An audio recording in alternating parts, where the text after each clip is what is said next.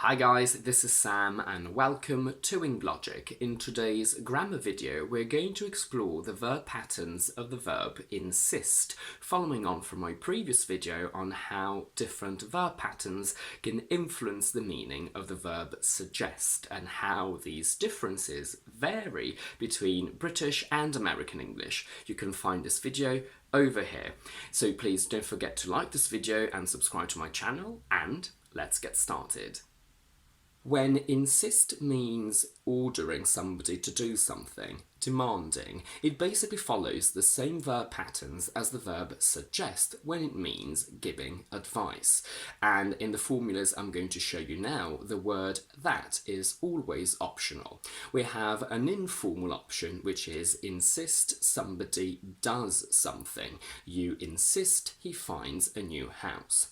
Especially when we talk about a past order, we use should. You insisted he should find a new house. And the most sophisticated option out of the three, and the one that is expected of you in English exams and in very formal contexts, uses the subjunctive, which is basically the base form. You insist that he find a new house. If we look at the formula with should and the one with the subjunctive, we can see that whilst we can play around with the tense of insist, so we can say you insist, you insisted, you will insist, you would have insisted, what comes after never changes. We always say he should find a house, and in the subjunctive we say he find a house. I know I told you earlier that we usually use should when insist is in the simple past, so insisted, and that's absolutely true and correct, but we can sometimes use should with other tenses as well. Let's focus on the informal option, insist that somebody does something. We can say you insist he finds a new house. You will insist he finds a new house. We wouldn't really say that he will find a new house. You could potentially say you would have insisted that he finds a new house, but it is extremely uncommon and not something that I would ever say, for example. You could potentially also say you insisted he finds a new house when you made the demand in the past about something that he didn't have to do there and then, but about something that it will have to do in the future. But again, it's not what would come out of my mouth naturally. My question to you now is, when insist is in the simple past, so insisted, are these two sentences both correct? You insisted he found a new house with another simple past, and you insisted he find a new house with the subjunctive.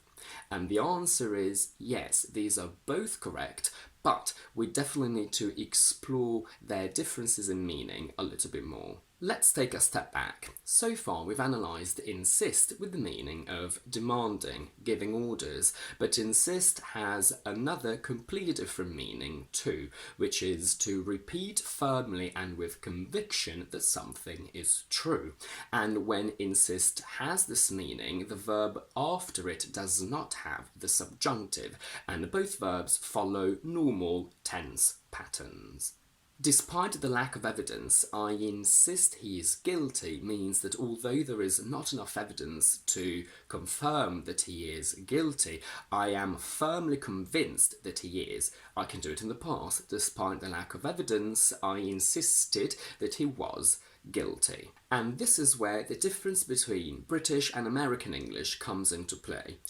Whilst you insisted he find a new house with the subjunctive only means that you demanded that you gave that order, we need to see what happens when we say you insisted he found a new house. In British English, here, the verb insist can have both meanings. It can mean demand using the informal formula, insist that somebody does something. So you demanded that he find a new house in the past. And it can also mean that you repeated firmly that it found a new house. An example could be that the police were interrogating you about his whereabouts and you kept telling them that it found a new house.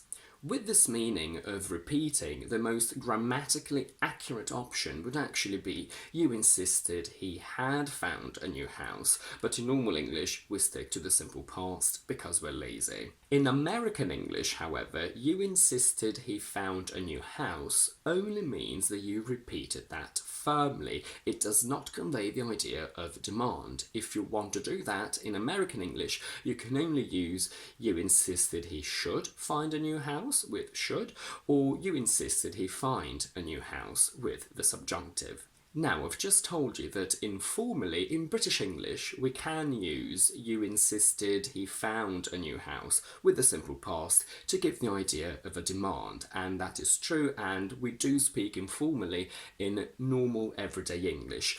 But even then, I have to say that this specific formula is not the most common. When we want to give the idea of a demand, we would stick to should or the subjunctive. Personally, I would never use you insisted he found a new house with the meaning of demanding and ordering, and I have to say that in this case my brain works a little bit more in an American way, because if I heard that I would instinctively assume that you're saying that you repeated firmly that he'd found a new house. And that's it for today. If you like this video, please don't forget to give it a thumbs up and to subscribe to my channel down below. And do let me know in the comments if you'd ever thought about the difference in meaning of insist based on the verb patterns that follow it.